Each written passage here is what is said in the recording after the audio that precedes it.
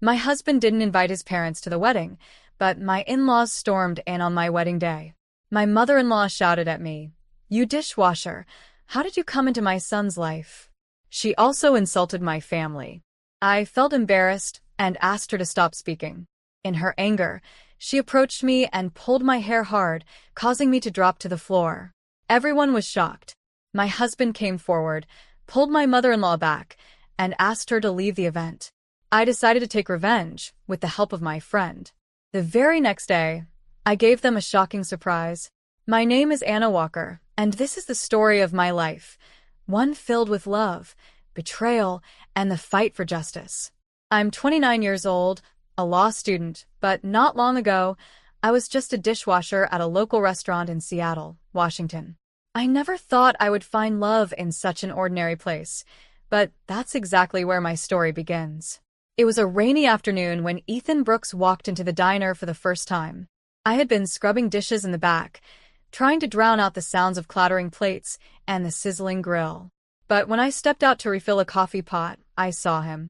Ethan was tall, with dark hair and an easy smile that could light up the dreariest of days. I felt a strange warmth rush over me, an unexpected flutter in my stomach.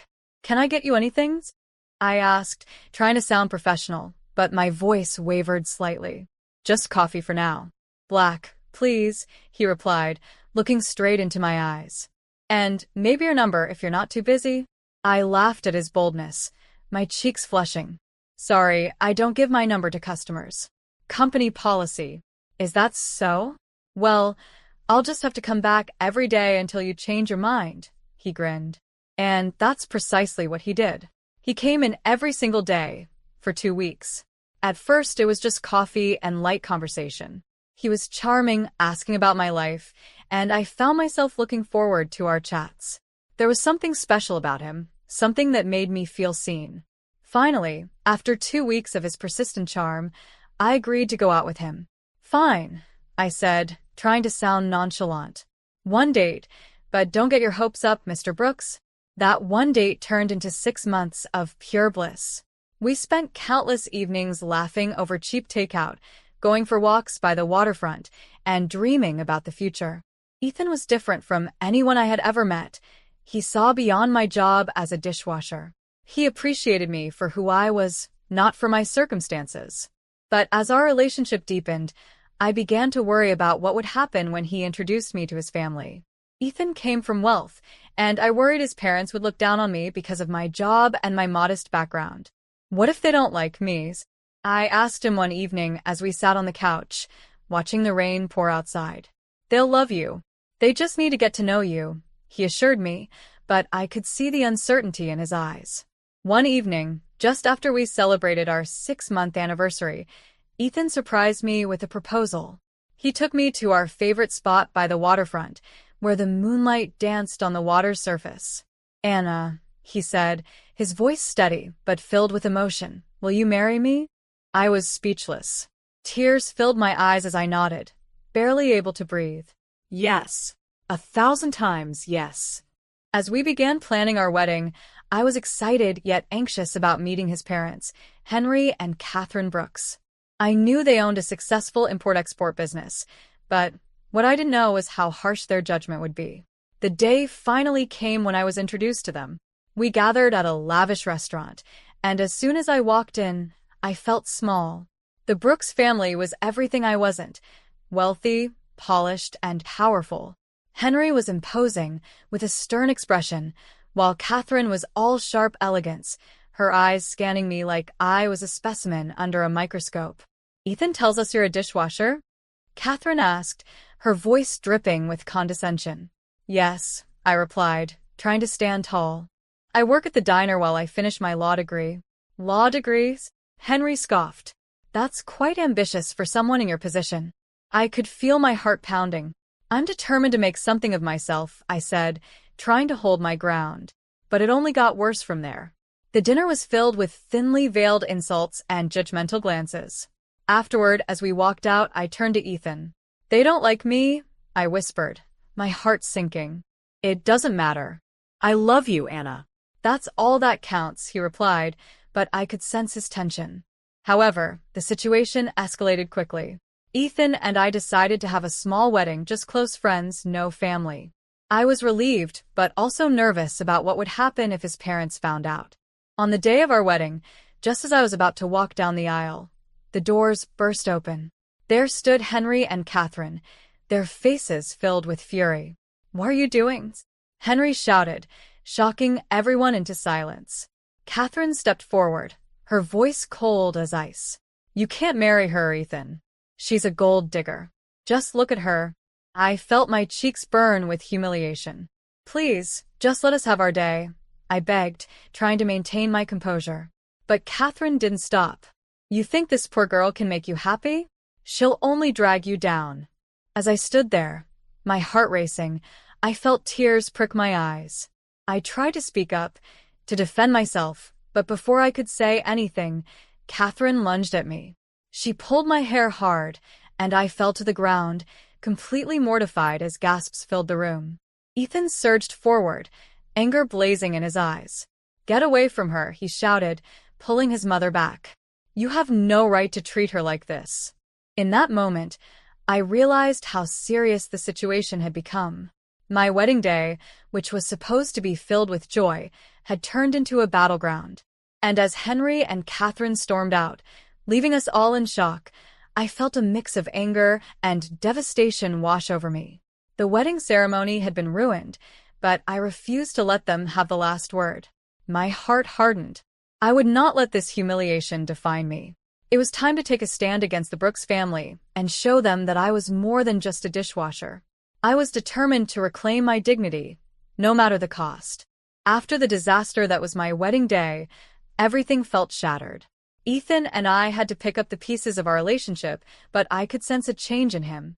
The humiliation of what happened lingered in the air between us, and though we tried to move forward, it wasn't easy. That night, as we returned home, I could see the worry etched on Ethan's face. "I'm so sorry, Anna. I never thought they would show up like that," he said, his voice heavy with regret. "It's not your fault," I replied, though my heart ached with embarrassment. "But I can't just forget what happened. They think I'm nothing because of my job and background." Ethan took my hands, his grip firm. "You are so much more than that. I love you for who you are, not what you do. We'll figure this out together." Despite his reassurance, I couldn't shake the anger bubbling inside me. I had been pushed to the ground in front of everyone, and my dignity had been stripped away. I needed to do something. I needed to make them pay for the way they treated me. In the days following the wedding, I reached out to Mason Grant, an old friend from law school. He had always been supportive of my ambitions, and I knew he would understand the fire burning within me. "Anna, it's been too long," Mason said when we met at a coffee shop. "What's going on? You look like you've been through a war." I took a deep breath, gathering my thoughts. "Mason, I need your help. Ethan's parents publicly humiliated me at our wedding. I want to expose their hypocrisy. I want to show everyone who they really are." He raised an eyebrow, intrigued. "What do you have in mind?" I explained my plan to investigate Henry and Catherine's import-export business. I had heard whispers of shady dealings, but I needed concrete evidence. "I want to show the world that their wealth comes from illegal activities," I said, my determination shining through. Mason nodded, his expression serious. "I can help with that. Let's gather some information and see what we can find." For weeks, we dug into the Brooks family's business. I spent my evenings researching and compiling data while Mason made connections in the industry. We discovered that the Brooks business was not as pristine as they claimed. Rumors of unregistered exports and tax evasion circulated, but we needed proof. One afternoon, while going through public records, Mason stumbled upon a critical piece of information. "Anna, look at this," he exclaimed, pointing to his laptop screen. "They've been under investigation for potential tax fraud. If we can gather enough evidence, we could bring them down." Excitement and fear flooded my veins. "This is it, Mason. We have to dig deeper." As we continued our investigation, I felt a sense of empowerment growing within me. I was no longer the shy girl working at a diner. I was a woman on a mission, determined to reclaim my dignity and fight back against the prejudice I faced. Each piece of evidence we collected became a stepping stone towards justice. Meanwhile, Ethan was supportive but worried about the risks. Anna, I love your passion, but are you sure you want to do this? It could blow up in your face, he cautioned one evening. I have to do this, Ethan. I can't let them get away with treating me like I'm worthless, I replied, my voice steady. He nodded, though I could see the concern in his eyes. Just be careful. I don't want to lose you in this fight. Weeks turned into months as we meticulously built our case against the Brooks family. I pored over documents, analyzed financial records, and even interviewed former employees who had left under suspicious circumstances. With every new piece of information, my resolve strengthened. I felt like a warrior preparing for battle. Then, just when I thought we had enough evidence to act, we hit a snag. Mason called me one night, his voice tense. Anna, I just heard some unsettling news. The Brooks family is aware that someone is digging into their business. They're not going to let this go quietly. My heart raced. What do you mean? They've been looking for information about you. They might try to intimidate you or worse, he warned. Fear gripped me, but I refused to back down. Let them come. I won't be scared into silence. As the days passed, I realized that the fight wasn't just about revenge anymore. It was about standing up for myself, proving my worth, and showing the world that I wouldn't be a victim. I had risen from being a dishwasher to someone who could take on powerful adversaries. And with Ethan by my side, I felt ready to face whatever came next. But I knew we were entering dangerous territory. The Brooks family was powerful, and I was just a woman with a dream. Little did I know, the confrontation that awaited me would change everything. The tension in the air was palpable as Mason and I prepared to take the next step against the Brooks family. We had gathered substantial evidence against Henry and Catherine's import-export business, but I knew we needed to act carefully. The stakes were high, and I could feel the weight of our plan bearing down on me. Anna, are you sure you're ready for this? Mason asked one evening as we sat in my small apartment, documents sprawled across the table like a battlefield map. I have to be, I replied, my determination unwavering. I won't let them continue to ruin lives with their illegal dealings. It's time to expose them for who they really are. Mason nodded, though his brow furrowed with concern. Okay, let's make sure we have everything in place. Once we go public, there's no turning back. With our plan set, we decided to approach a local news station that had a reputation for investigative reporting. We met with Samantha Reed, a seasoned journalist known for her fierce dedication to uncovering the truth. As we sat in a small conference room, I felt a mix of excitement and nerves.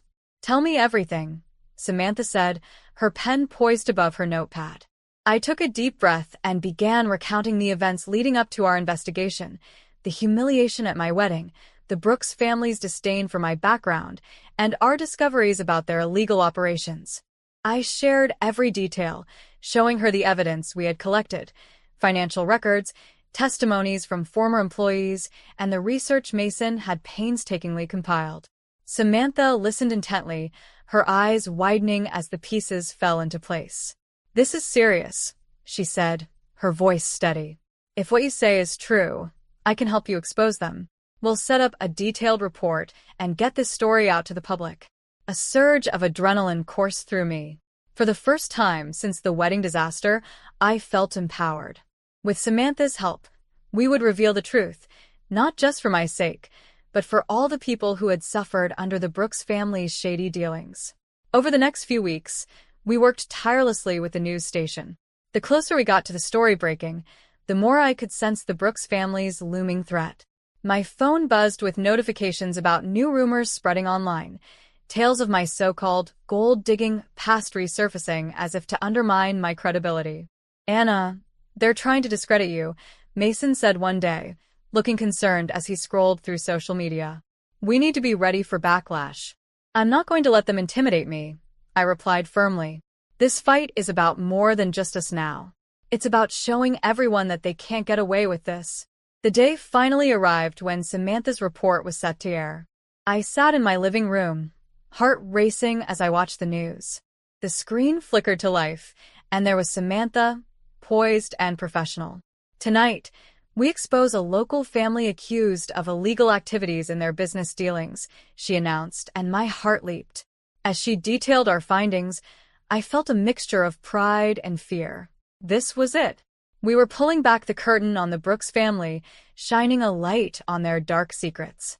But then, just as I thought I was ready for anything, the phone rang. It was Ethan. "Anna, you need to come home right now." "It's urgent," he said, his voice strained.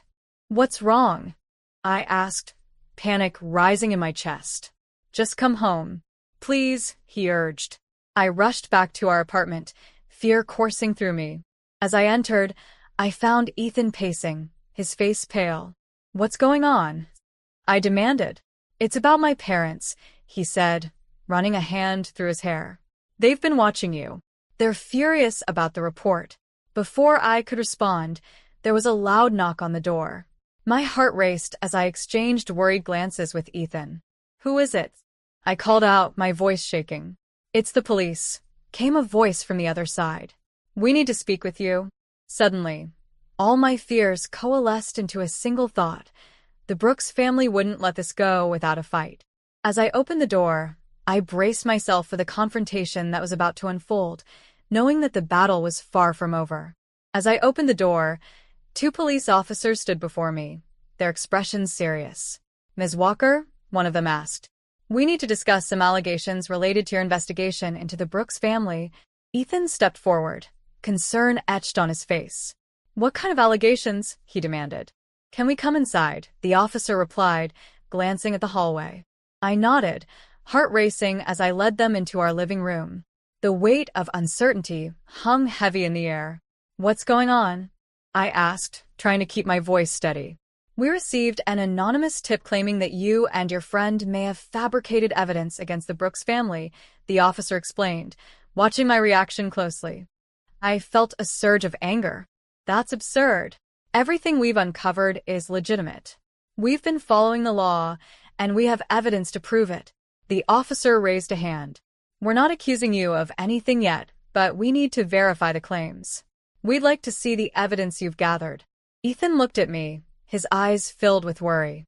"Anna, they're trying to turn this around on you. They're scared." I took a deep breath, channeling my determination. "I won't let them intimidate us. They may have power and money, but I have the truth on my side."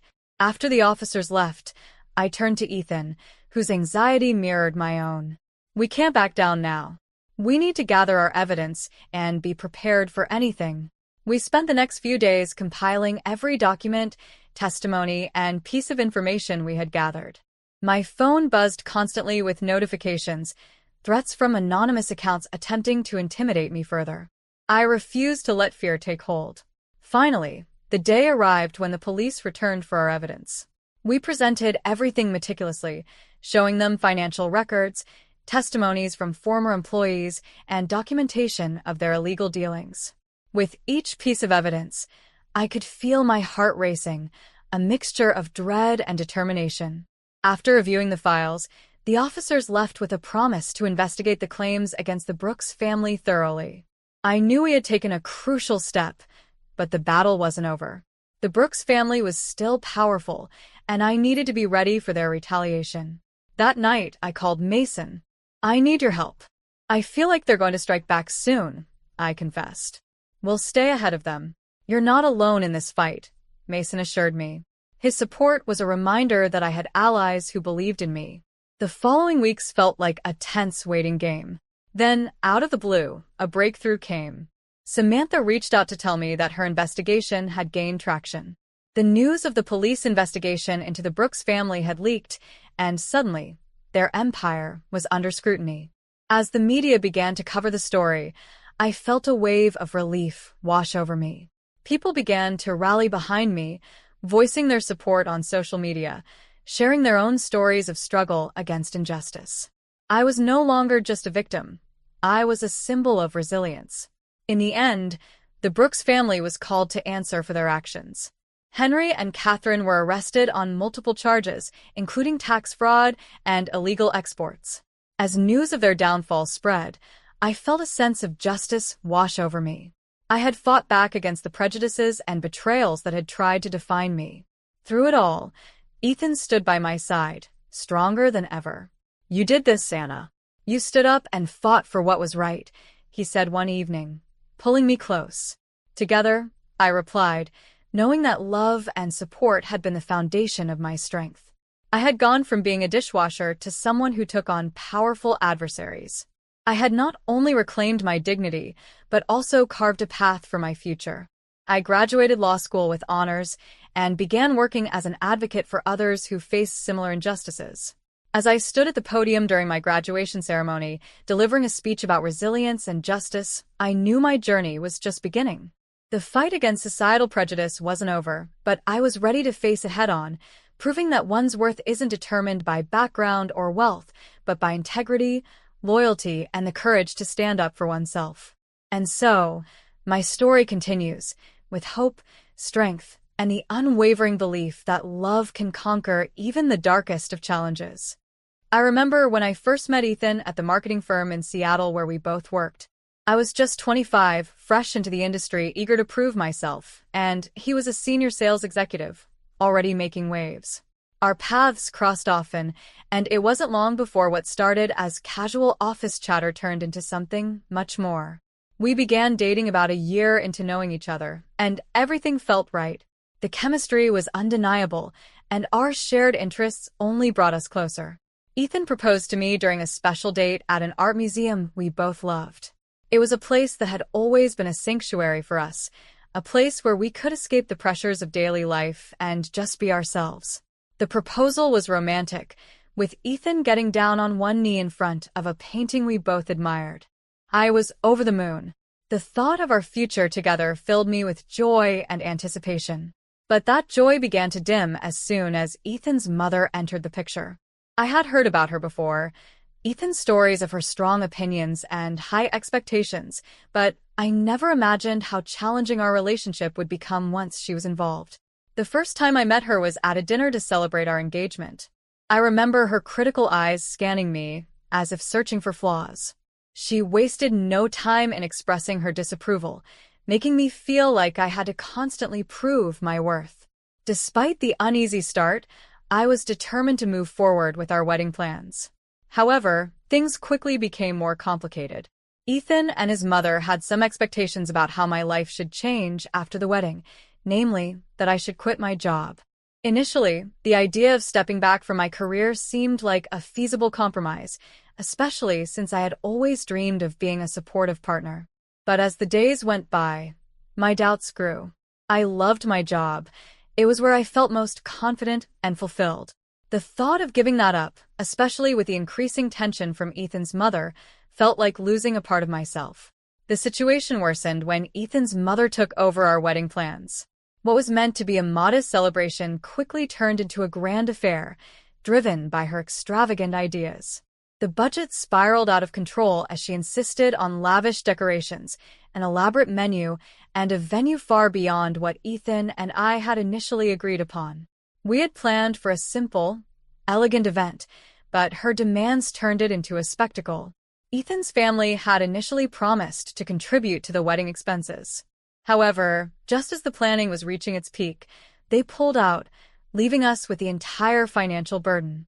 I tried to keep costs down by making practical decisions, but every choice was met with criticism from Ethan's mother. Her constant interference left me feeling isolated and powerless. It seemed like no matter what I did, I was never going to meet her expectations.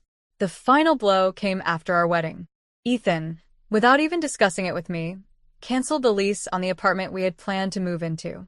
Instead, he arranged for us to live with his parents. I was stunned. The apartment had been a symbol of our independence, a place where we could start our new life together. Now, it felt like I was being forced back into a situation where I had no control. I felt betrayed and overwhelmed. As if this wasn't enough, Ethan announced just days before our honeymoon that he would be going on the trip with his mother, not with me. I was heartbroken and angry. When I confronted him, he dismissed my feelings, saying it was important for his mother to have this time with him. Then, in a shocking act of cruelty, he destroyed my passport, making it impossible for me to join them. In that moment, everything came crashing down. I realized that I had married into a toxic and controlling environment, with Ethan completely under his mother's thumb. The betrayal felt like a cold, harsh slap in the face. I had hoped for a partnership based on love and mutual respect, but instead, I found myself in a nightmare of manipulation and control. Despite the emotional turmoil, a spark of resolve began to flicker within me. I had been documenting my interactions with Ethan's mother throughout the wedding planning process, initially just to keep a record. Now, those recordings became my lifeline. They were a tangible reminder of the toxicity I had been enduring and a crucial tool as I began to consider my next steps. The pain was still fresh, and the path ahead seemed daunting, but I knew I needed to make a change. I had to stand up for myself and reclaim my life, no matter how difficult that journey might be. Little did I know, this was just the beginning of a battle that would test my strength in ways I had never imagined. In the days that followed the wedding, the reality of living with Ethan's parents began to sink in. It was a constant reminder of how far my life had deviated from what I had hoped for. Their home, once a place I thought of as a temporary inconvenience, quickly became a prison. Every day, Ethan's mother's controlling nature seemed to tighten its grip on my life. Ethan's mother, Karen, was relentless. She continued to belittle my attempts to adjust to this new living arrangement, constantly finding fault with how I did things. From the way I cooked to the way I cleaned, nothing was ever good enough for her. I felt like I was walking on eggshells, trying to avoid her scrutiny and criticism, but it was impossible to escape. Each day I spent in their house was a reminder of how isolated and powerless I felt. To make matters worse, Ethan seemed completely indifferent to my distress. He was absorbed in his work, often spending long hours at the office or engaged in social activities with his mother. It was as if he had completely disconnected from me and our marriage. Every time I tried to discuss my feelings or suggest we talk about our situation, he brushed me off or deflected the conversation. It was clear that he was more concerned about keeping the peace with his mother than addressing the problems in our marriage. Then came the crushing blow. Just days before our honeymoon, Ethan dropped a bombshell. He announced that he would be going on the trip with his mother instead of me. When I protested, demanding to know why, Ethan's response was cold and dismissive. He said it was important for his mother to have this time with him, and that I should understand. My heart sank. It felt like the ultimate betrayal. Our honeymoon was supposed to be our time to celebrate our new life together, not a getaway for Ethan and his mother. My anger and hurt reached a boiling point when Ethan went so far as to destroy my passport. I had been planning on joining them, hoping maybe I could salvage some of the trip, but when I found out my passport was gone, it was like a final blow to my sense of self. I was trapped in a situation I couldn't escape, with no way to even leave and find some solace. The emotional weight of it all began to take a serious toll on me. I was overwhelmed and felt utterly helpless. I knew I had to find a way out, but I didn't even know where to start. The idea of confronting Ethan and Karen seemed daunting and futile. They had already shown me how little they valued my feelings and opinions. Amidst the chaos, I found myself turning inward. I began to reflect on the decisions I had made and how I had gotten here. My once bright and hopeful outlook had been overshadowed by a toxic environment and a controlling mother-in-law. I felt like I had lost a part of myself in the process. One evening, as I was trying to make sense of everything, I stumbled upon the recordings I had kept during the wedding planning. Initially, I had just wanted to document the process for my own peace of mind, but now they were a record of the emotional abuse and manipulation I had endured. Listening to those recordings was both painful and illuminating. They highlighted the extent of Karen's interference and Ethan's lack of support. It was clear that I had been subjected to more than just an overbearing mother-in-law.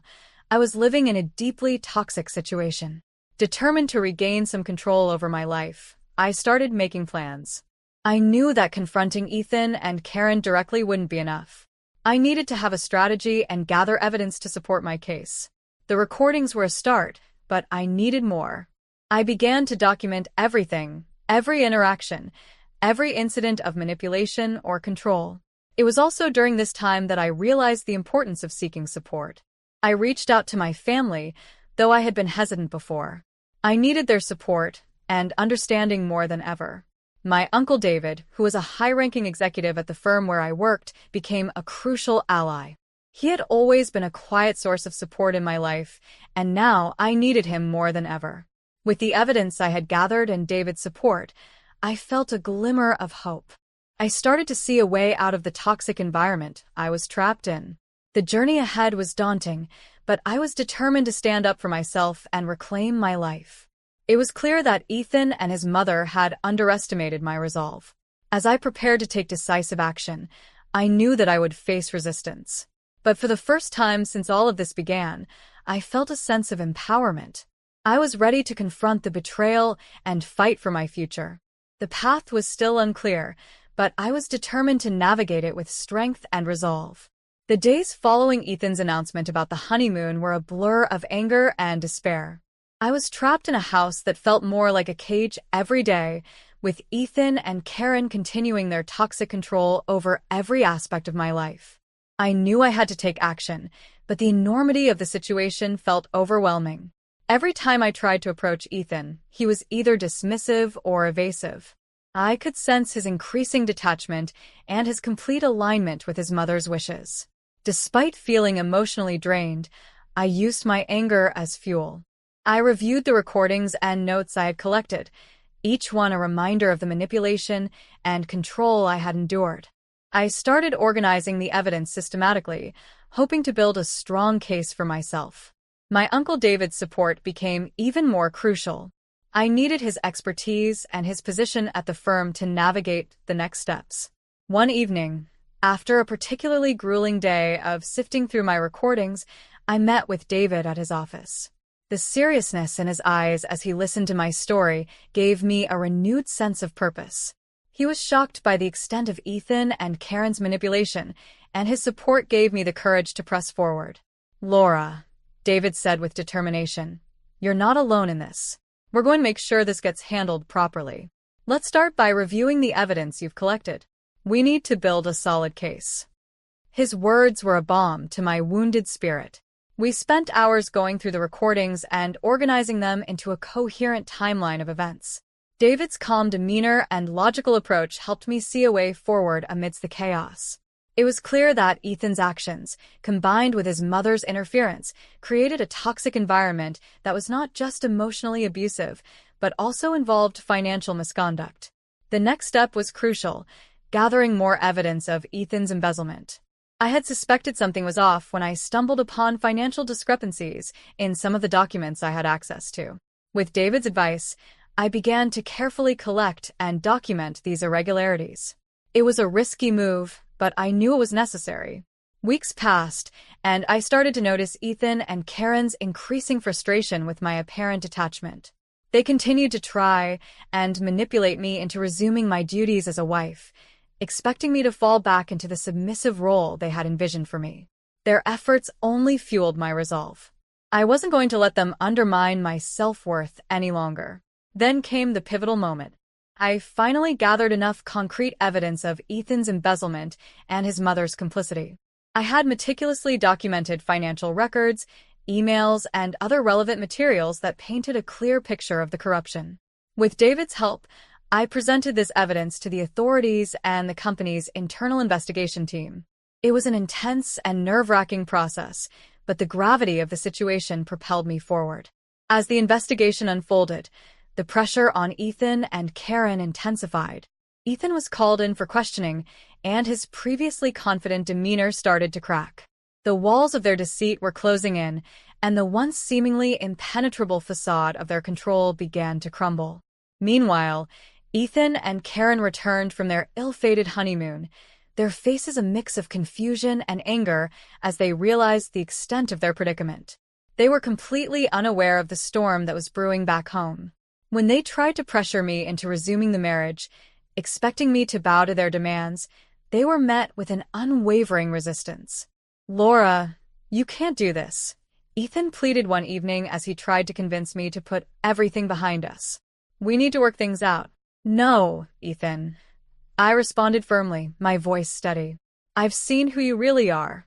I've seen what you and your mother have done. I'm not going to be manipulated anymore." Their attempts to regain control only highlighted their desperation. I knew that the battle was far from over, but I felt empowered and resolute. I had taken significant steps towards reclaiming my life and ensuring that Ethan and Karen faced the consequences of their actions. In the midst of this turmoil, I found solace in the support of my friends and family, especially David. Their belief in me and their encouragement helped me stay strong.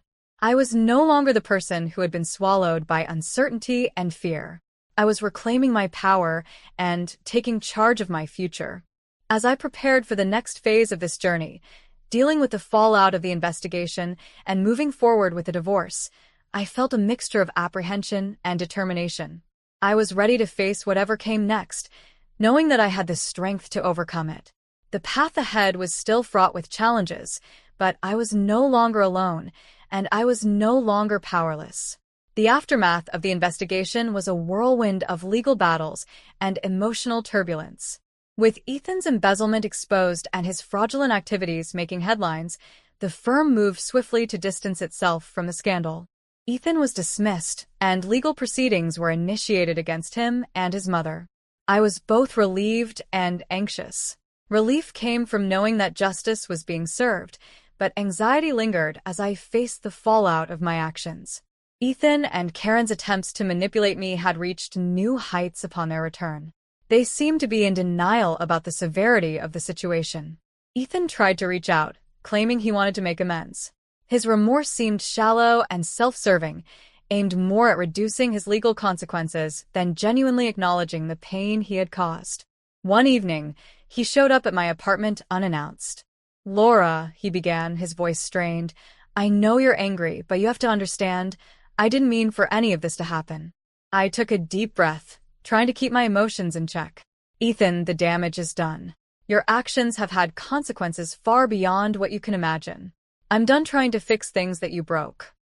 His face fell as he realized that his words had no power over me anymore.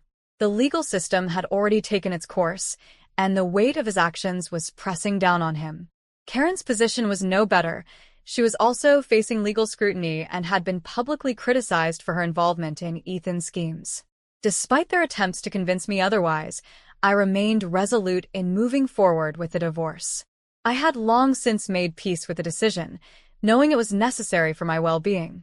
The legal process was long and tedious, but every step was a reaffirmation of my strength and determination. With David's guidance, I navigated the complexities of the divorce proceedings, ensuring that I was protected both legally and financially. The divorce was finalized, and I felt a profound sense of liberation. The weight of the toxic relationship was lifted off my shoulders, and I could finally breathe freely. The months of emotional turmoil and legal battles had been draining, but they had also been transformative. I had faced my fears and emerged stronger. In the wake of these events, I began to rebuild my life. My work as a marketing manager, which had always been a source of stability, became even more fulfilling. I poured my energy into my career and personal development, rediscovering passions and interests that had been overshadowed by the chaos of my past. My friends and family, especially David, remained steadfast in their support, and their presence was a constant reminder that I was not alone. The journey of healing was ongoing, but I was determined to embrace it fully. I sought therapy to process the emotional trauma and to ensure that I was not carrying any residual pain into my new life. It was a vital step towards reclaiming my self-worth and building a future on my own terms. As I looked back on the tumultuous period, I realized that it had taught me invaluable lessons about empowerment and resilience. I had faced betrayal and manipulation, but had found the strength to stand up for myself and demand justice. I had discovered that true empowerment comes from within, and that, even in the darkest moments, there's a way to reclaim one's life and dignity. With the legal battles behind me and a renewed sense of self, I began to focus on the future. My career flourished, and I explored new opportunities that had once seemed out of reach. I surrounded myself with positive influences and continued to build a support network of friends and colleagues who uplifted and inspired me. Ethan and Karen faded into the background of my past, their influence diminished by my strength and resolve.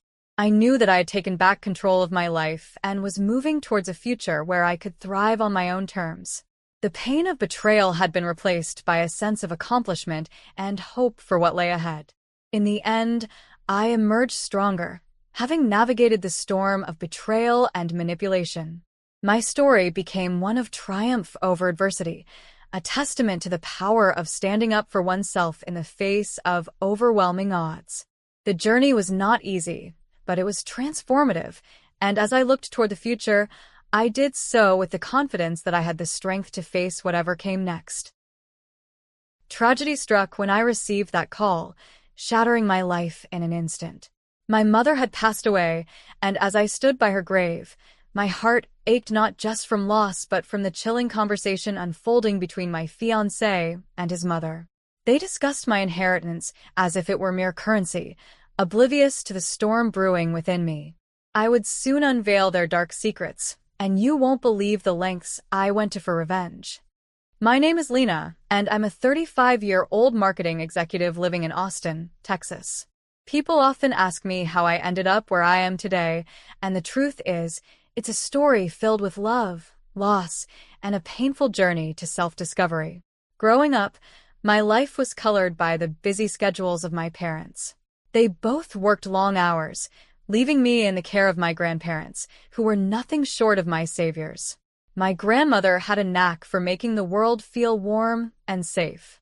She would always have my favorite cookies waiting when I returned from school, and her hugs felt like home. My grandfather, on the other hand, was more reserved. He had a stern demeanor, but was always there waiting for me when I came home, silently supporting me in his own way. As I grew older, I began to understand the sacrifices my parents made for our family. They were working tirelessly to provide for us, but in doing so, they missed out on so many precious moments. While my friends shared stories about family dinners and weekend outings, I often felt a pang of loneliness. Yet, the love for my grandparents filled that void, and for that, I am eternally grateful. With the encouragement of my grandparents, I graduated high school and went on to college, earning a degree in marketing. It was a turning point in my life. I found my passion and quickly began to carve out a career in the bustling corporate world. Despite my initial dream of becoming a homemaker, my job filled me with a sense of purpose I didn't know I was missing. I loved the challenges of my work and the creative freedom it afforded me. It was during this time that I met Marcus. He was 40 and a freelance graphic designer with a charming smile that instantly caught my attention. We met at a local coffee shop, where I often worked on marketing projects. One day, he bumped into me as he was carrying a large stack of papers, sending them flying everywhere. I couldn't help but laugh as he scrambled to pick them up. "Sorry about that. I should have watched where I was going," he said, his cheeks turning a light shade of red. "It's okay. It happens to the best of us," I replied, helping him gather his scattered papers. That moment sparked something between us, and soon we were deep in conversation, discovering our mutual interests. As we spent more time together, our bond grew stronger. Marcus was attentive and caring, and he often made me feel like I was the most important person in the world. We quickly fell in love, and after a year of dating, he proposed. I was over the moon.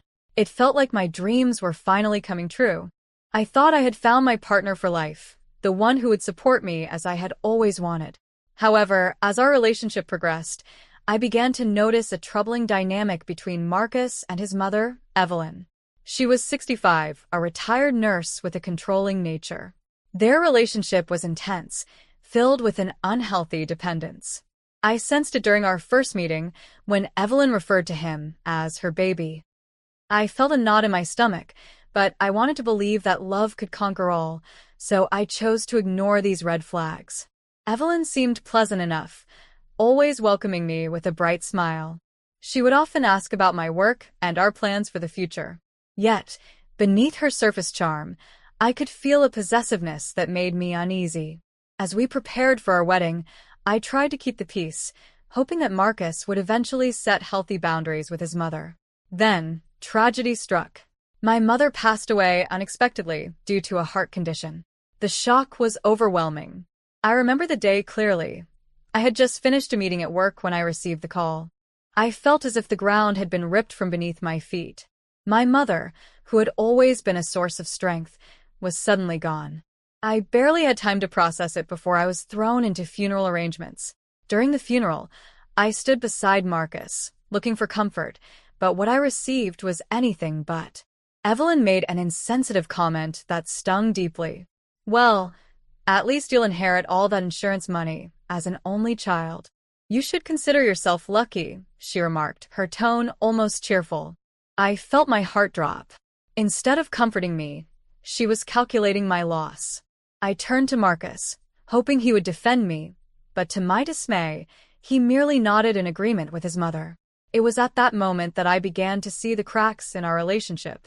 As the weeks passed, the grief was suffocating, and I struggled to cope. Despite the support from my grandparents and friends, I felt increasingly isolated. Marcus seemed more aligned with his mother than with me, and I was left feeling abandoned at a time when I needed him the most. But I couldn't dwell on it for too long. I returned to work, trying to focus on my responsibilities, but thoughts of my mother and the loss loomed heavy in my heart. I also couldn't shake the feeling that something was terribly wrong in my relationship. I began to dig deeper into Marcus's and Evelyn's behavior, trying to make sense of the uncomfortable feelings I had been suppressing. Then, I stumbled upon a disturbing truth that shattered my world. One evening, while cleaning up after a small dinner party, I accidentally found a hidden recording device in Marcus's office. Curiosity piqued. I pressed play, and my heart raced as I heard Evelyn's voice. She was discussing plans that were chilling. Little did I know, this was just the beginning of an unraveling that would change everything. The hidden recording device sat in my hand, feeling heavier than I ever imagined possible. I took a deep breath, trying to calm my racing heart. What had I stumbled upon? As I pressed play, the room filled with Evelyn's voice, and I felt a chill run down my spine. Everything is going according to plan. Once Lena inherits that money, Marcus and I will finally have the life we've dreamed of, Evelyn said, her tone dripping with satisfaction. I felt sick to my stomach as the reality of her words sank in. I kept listening, unable to pull myself away. With her mother gone, she won't even suspect anything. After all, she'll be too busy grieving. I'll make sure Marcus stays close to me, and with Lena's inheritance, we can buy that villa. It'll be perfect for us. Each word cut deeper than the last. It was as if my whole world was crashing down around me. My mother had not just passed away.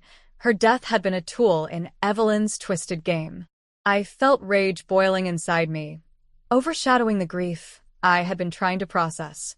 When the recording ended, I dropped the device as if it had burned me. I couldn't believe what I had just heard. Evelyn had manipulated me, and Marcus had stood by her side, complicit in her schemes. I felt betrayed and furious. How could I have been so blind? The next few days were a blur. I went through the motions at work, but my mind was consumed with thoughts of vengeance. I could no longer stay silent. I had to confront Marcus and Evelyn, but how? They wouldn't simply admit their wrongdoing. I needed proof. My instincts told me to gather more evidence. I began to watch them closely, hoping to catch them in another compromising conversation. They were often together, and I made excuses to be around whenever I could, pretending everything was fine while my heart raced with anxiety. One evening, I invited Marcus over for dinner. I wanted to keep things casual, but every interaction felt like a performance. He arrived with a bouquet of flowers, his face glowing with what I assumed was love. I forced a smile as I let him in. "Lena, these are for you," he said, handing me the flowers. I wanted to feel happy, but instead, I felt like a fraud.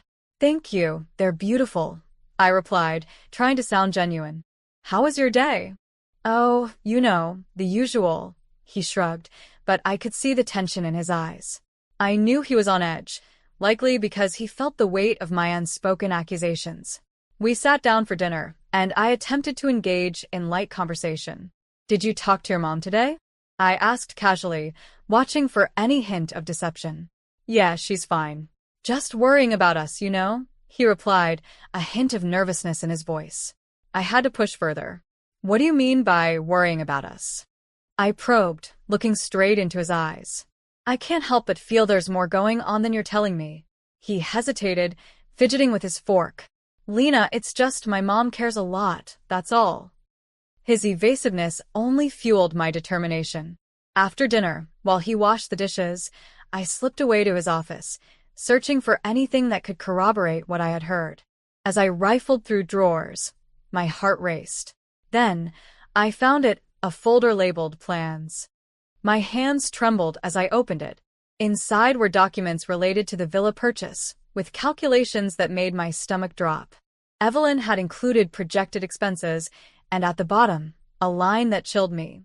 Lena's inheritance, $450,000. My breath caught in my throat.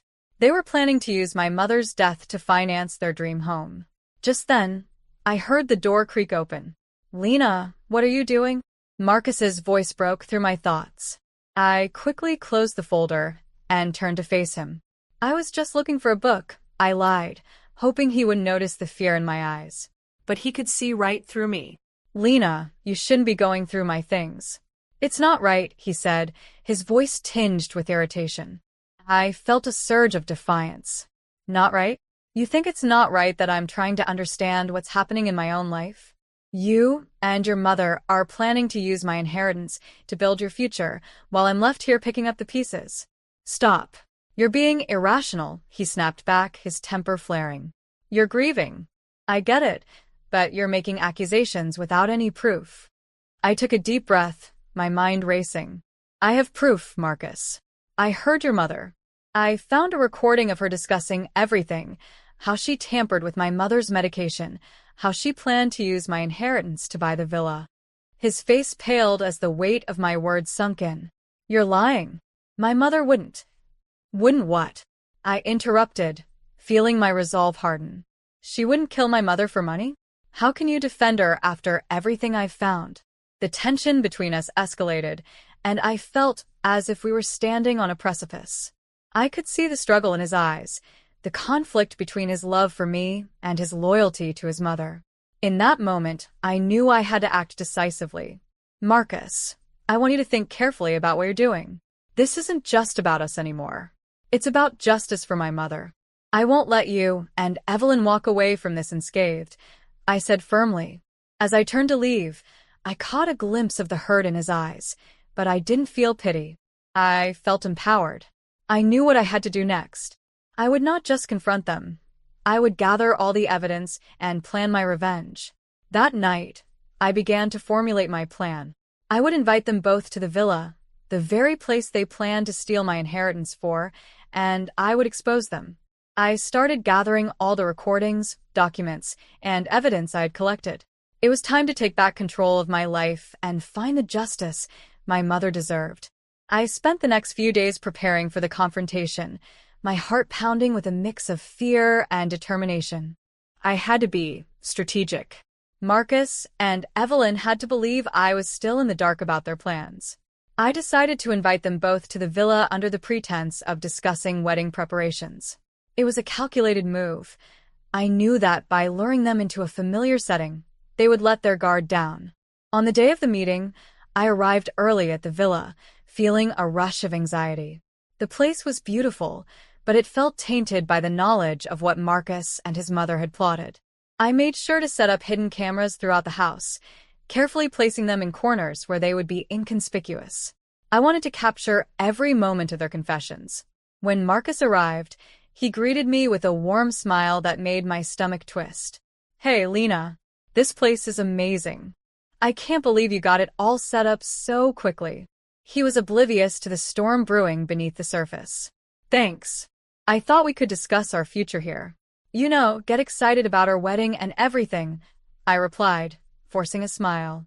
Evelyn arrived shortly after, her demeanor cheerful but with a glint of suspicion in her eyes. What a lovely place you've picked, Lena. I'm sure it'll be perfect for you and Marcus, she said, her voice dripping with false sweetness. Absolutely. I can't wait to start this new chapter, I said, trying to keep my tone light. As we settled into the living room, I took a deep breath, knowing that this was the moment I had been waiting for. I casually led the conversation toward our plans for the future. Marcus, have you thought more about how we'll finance everything? I mean, with my inheritance coming in, it could help us a lot, I said, gauging their reactions. Evelyn's eyes flickered with alarm, but she quickly masked it with a smile. Oh, sweetheart, don't worry about that. We'll figure it out. Family always supports each other, right? She replied, her tone unnervingly upbeat. As they chatted, I felt the tension in the air. I knew they were both hiding something. You know, I've been thinking about my mom a lot lately. It's hard to believe she's gone, I said, lowering my voice as if I were sharing a secret. Of course, it's difficult, Marcus replied, shifting in his seat. But we can honor her memory by building a beautiful life together. I had to push harder. What if I told you I found some interesting information about my mother's death? I leaned back, studying their faces. You know, like some details I hadn't considered before. Marcus looked at me, confusion etched on his face. What do you mean? I leaned in closer, my heart racing. I heard some things that suggest it wasn't just a heart condition. There are implications that someone might have interfered. Evelyn's expression darkened, and I could see the wheels turning in her mind. Lena, that's not something you should be thinking about. It's just your grief talking, she replied, her voice tight. I glanced at Marcus, who looked uneasy. Is it? Or is it the truth? I countered, letting the silence stretch. I was pulling them into my trap, and I could feel their anxiety building. Then I decided to take the plunge. I know the truth, Evelyn. I found a recording where you talked about how you planned everything. How you tampered with my mother's medication. You thought you could get away with it, didn't you? The room fell silent.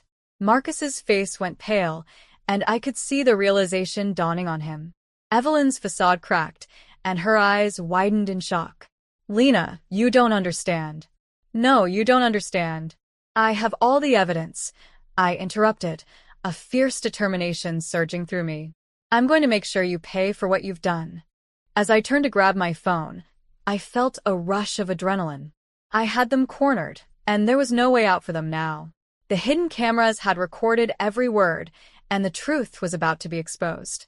I was no longer the victim. I was the one in control. The confrontation had only just begun, and I was ready to take back everything they had tried to steal from me. The tension in the room was palpable. Marcus stood frozen, his eyes darting between me and his mother, who was now visibly trembling. I could feel my heart racing, a mix of fear and exhilaration coursing through my veins. I had waited for this moment for so long, and I wouldn't let it slip away. Lena, please, you don't know what you're saying. Evelyn pleaded, her voice shaky. We can talk about this. Let's just forget it ever happened. Forget?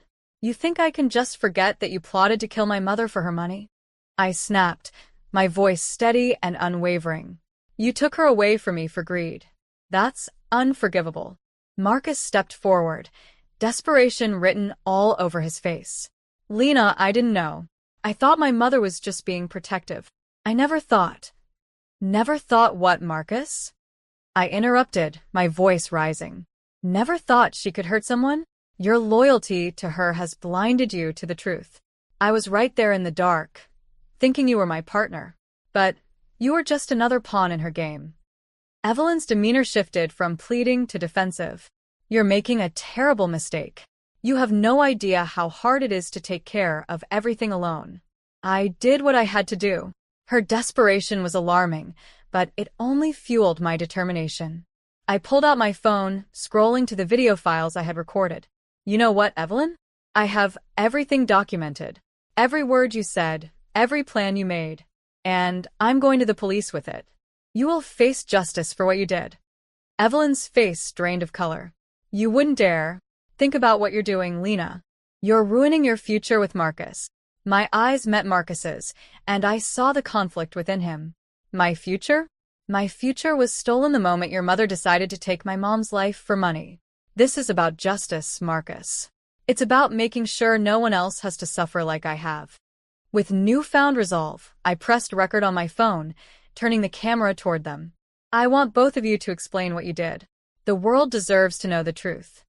As I began to capture their responses, I felt a weight lift off my shoulders. Evelyn sputtered incoherently, trying to deflect blame, while Marcus looked at me, realization dawning on him. Lena, I'm sorry. I can't believe I didn't see it before. I know this is hard to hear, I replied softly, but you need to understand the magnitude of what your mother has done. You have to take responsibility. Evelyn, cornered and panicked, suddenly lunged for my phone, but I sidestepped her grasp. You think you can silence me? I'm done being afraid of you. With the evidence securely recorded, I called the police, my hands shaking but my resolve unbroken. I reported everything, ensuring they had access to the recordings. When the officers arrived, I felt a rush of liberation. The truth was finally coming to light. Evelyn and Marcus were arrested that day, their world unraveling as they faced the consequences of their actions. As I watched them being led away, a sense of closure washed over me. The years of manipulation, fear, and grief were finally behind me. In the weeks that followed, I began to rebuild my life. I poured myself into my work, finding new strength in my career. With the insurance money from my mother's policies, I invested in my future, dedicating myself to causes that would help those affected by domestic abuse and manipulation. The journey to self-discovery had been painful, but it had also been transformative. I learned that I was stronger than I had ever realized. I had faced betrayal head-on and emerged not just unbroken, but empowered. I no longer looked at the villa as a symbol of loss. Instead, it became a place of healing and growth. As I stood in the living room, looking out at the sunset, I felt a sense of peace envelop me. My mother's memory would live on, not through anger or revenge, but through the love and strength she had instilled in me. In the end, I was no longer just Lena, the girl who had lost everything. I was Lena, a survivor, ready to embrace a future defined by my own choices. I had found my voice, and I was ready to live life on my own terms, free from the chains of betrayal and fear. Hi, I'm Mia Bennett. I want to tell you a story that has been very important to me for the last few years. It's a story about what families expect, going against the rules, and discovering my own way. First, I want you to know who I am and the life I lived before. I'm 22 now, but it feels like I've been dealing with my family's expectations for a long time. Lily, my twin sister, and I were always compared to one another. Lily was doing great in everything. She was getting top marks in her business management classes and being a wonderful daughter, while I felt like I was always trying hard just to keep up. Our parents, Dr. Thomas Bennett and Helen Bennett, always had very high expectations. Dad was a well-respected university teacher. He was known for being serious and very focused on his work. Mom was a traditional housewife who really cared about keeping the family's good image. They had a plan for our lives, but it didn't really fit with who I was or who I wanted to become. Wherever I went, it felt like everyone was watching me closely. Dad would often say how proud he was of Lily and her school success. Mom would say it was very important for me to follow Lily's example if I wanted to make them proud. For them, success was doing well in school, getting a good job, and marrying someone they thought was right. I tried for a long time to fit into this shape. I wore what they liked, followed their rules, and tried hard to be the daughter they wanted. But something inside me was shouting to be free. I wanted to be more than just Lily's shadow. I wanted to make choices that I really wanted, not just what would make my parents happy. I loved them, but their expectations felt really heavy on me. A little act of defiance showed how I felt about this struggle. I began wearing bold eyeliner and different outfits instead of the usual clothes they liked. It felt like a small, brave act against the limits they had put on me.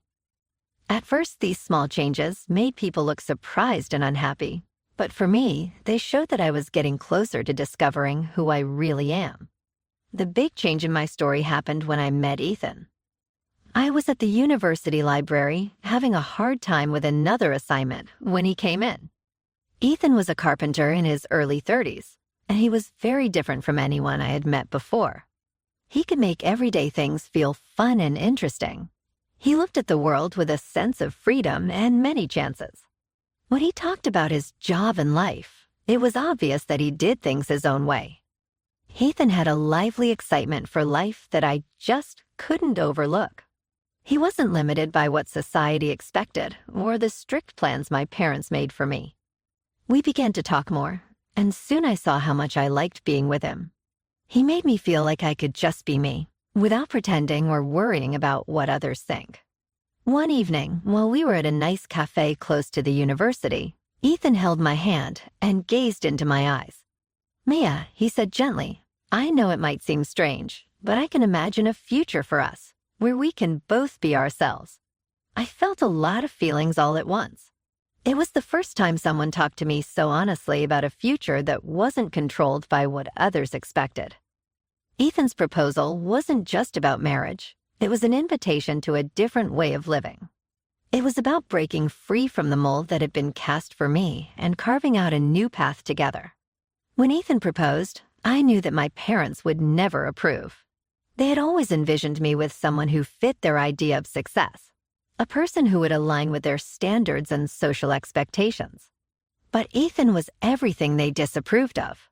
He lived a life of spontaneity and freedom, far removed from the academic and social circles they valued.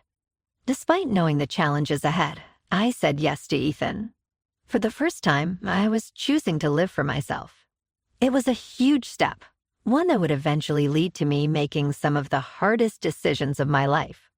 As I prepared to introduce Ethan to my parents, I couldn't shake the feeling of impending conflict. I hoped they might see how happy he made me and understand why I was drawn to him, but deep down, I feared their reaction. That's where my story begins. Caught between the life my parents had planned for me and the life I was beginning to build with Ethan, I was ready to face the consequences, no matter how daunting they seemed.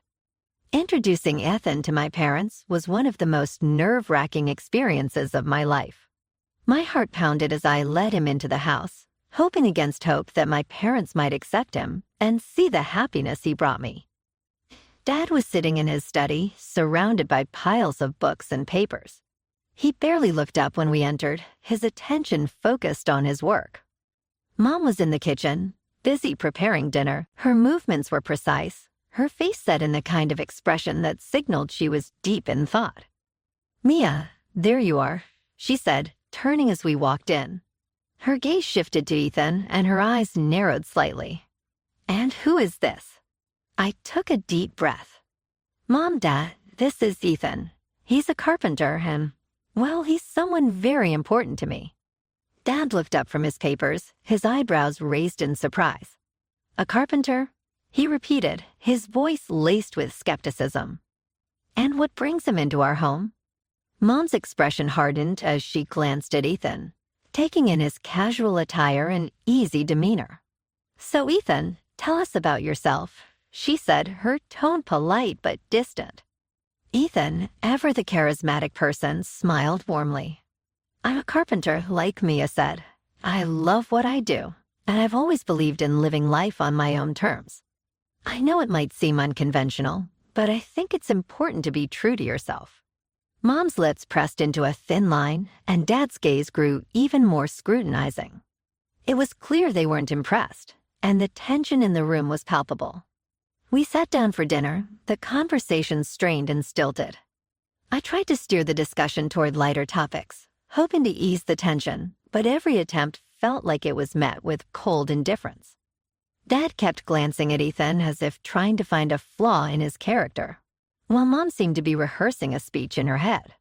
After dinner, I knew we were approaching the inevitable confrontation. As we were saying our goodbyes, Dad cleared his throat and said, "Mia, could you and Ethan come with me to the study for a moment?"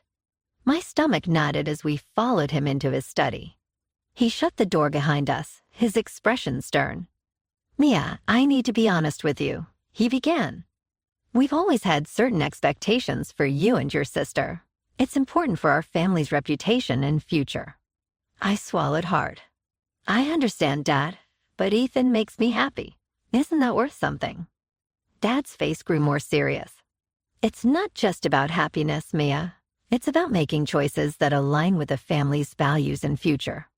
Ethan, while he may be a good person, doesn't fit into that picture." Mom nodded in agreement, her eyes fixed on me. We've been very clear about what we expect from you. If you choose to be with Ethan, you need to understand that it means going against everything we've worked for and what we believe is best for you. Ethan's gaze met mine, filled with concern.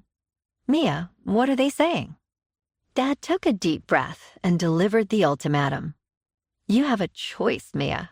Either you stay with us and follow the path we've laid out for you, which includes breaking off this relationship, or you choose Ethan and leave this family behind. It's a difficult decision, but one you need to make. The weight of their words hit me like a ton of bricks. I had always known this moment might come, but facing it was an entirely different experience. My heart raced as I tried to process their ultimatum. Ethan's hand found mine, offering comfort and solidarity. Whatever you choose, I'll support you, he said quietly. But I hope you'll choose what makes you truly happy. The finality of their words and Ethan's unwavering support left me in turmoil. I had spent my entire life trying to meet my parents' expectations, but now I was being asked to choose between my own happiness and their approval. It was a choice no one should have to make, but it was the reality I faced. As we left the study, I knew the decision ahead of me was monumental. It wasn't just about Ethan or my parents. It was about my own future and what I truly wanted from life. The tension and uncertainty hung in the air, and the path forward seemed both daunting and exhilarating. The hours that followed were filled with sleepless nights and endless contemplation. I knew I had to make a choice that would define the rest of my life. It was clear that whatever decision I made, it would come with its own set of challenges and sacrifices. But for the first time, I felt a flicker of hope and determination to live a life true to myself. The days following the ultimatum were some of the hardest of my life. Every conversation with my parents felt like a battle, each word exchanged laced with underlying tension. I knew that choosing Ethan meant breaking away from the only life I had ever known. But the more I thought about it, the clearer my path became. Ethan and I spent long hours talking about our future, discussing everything from the small details of daily life to our dreams and fears. His unwavering support made me feel less alone in this tumultuous time. He was my rock, the person who made me feel like I was finally living for myself, rather than trying to meet someone else's expectations. One evening, as we sat together in the cozy little apartment Ethan had rented, he took my hands in his. Mia, I want you to know that no matter what happens, I'm here for you. I know this isn't easy, but I believe in us. His words were a balm for my troubled heart. I just don't know how to tell them, I admitted, my voice breaking. I know it'll hurt them, but I can't keep living under their shadow. Ethan squeezed my hands gently. It's not about hurting them, it's about choosing your happiness.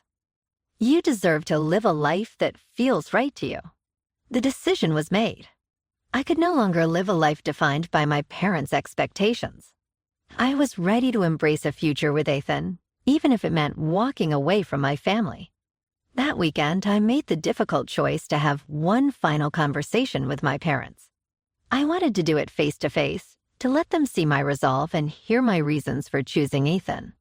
My heart raced as I walked into the family home, my stomach tied in knots.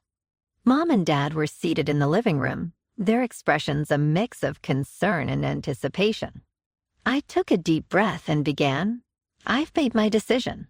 I'm choosing Ethan. I can't continue living a life that isn't true to who I am. Dad's face turned ashen, and Mom's eyes filled with tears. Mia, you're throwing away everything we've worked for, Dad said, his voice tinged with disbelief. Don't you see the impact this will have? I shook my head, my voice firm. I see the impact, Dad, but I have to live my own life, not the one you've planned for me. Ethan makes me happy in a way that I've never felt before. I can't ignore that. Mom's tears flowed freely now, her voice trembling. We just want what's best for you. We thought we were guiding you towards a successful and fulfilling life. I looked at them, my heart aching. I understand that, but your vision of what's best for me is not the same as what I need for myself. I love you both, but I have to follow my own path. The conversation ended in a heavy silence. My parents, deeply hurt and disappointed, struggled to understand my decision. It was clear they were not ready to accept my choice. The finality of our conversation hit me hard. I knew that by choosing Ethan, I was closing a chapter of my life with my parents. It wasn't a decision I made lightly, but it was a necessary step toward my own happiness. Ethan and I moved forward with our plans, but the beginning wasn't easy. We had to navigate the challenges of starting over, from finding a place to live to adjusting to our new life together. Despite the difficulties, there was a sense of freedom and fulfillment that came with our choice. We married in a small, intimate ceremony surrounded by Ethan's friends and family. It was a far cry from the grand affair my parents might have envisioned, but it was perfect in its simplicity. I felt a deep sense of contentment as we exchanged our vows, knowing that I was making a choice that was truly my own. The months that followed were filled with adjustments and new experiences. Ethan's carpentry business began to thrive, and he completed advanced training that significantly increased his income. We bought a modest house on the outskirts of Chicago, and I started working as a coordinator for his business. Despite the joy and love in our lives, a part of me still felt the absence of my parents. I held on to the hope that they might eventually come around, but their silence was a constant reminder of the price I had paid for my freedom. Then the unexpected happened. My parents came to me, not as I had hoped, but in a state of desperation. They had been caught up in a scandal involving Dad at the university, and they had been disowned by Lily and her husband. They were reaching out, hoping for help from the one person they had hurt. As they stood in front of me, their faces drawn and weary, I faced an emotional storm. They had come seeking refuge, but the hurt and betrayal I felt were still fresh. I listened to their plea, my heart torn between the past and the present. In that moment, I realized that despite their need, I had already made my choice. The life I had built with Ethan was a testament to my own happiness and independence. I couldn't go back to the life they had tried to dictate, no matter how much they now needed me. "I'm sorry, but I can't help you," I said, my voice steady but full of sorrow. "I've made a new life for myself, and I need to protect that. I can't undo the choices I've made or go back to the way things were."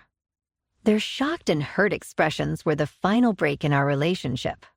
It was clear that our family ties had been irrevocably severed, and the path I had chosen was now firmly in place. As I closed the door behind them, I felt a profound sense of finality.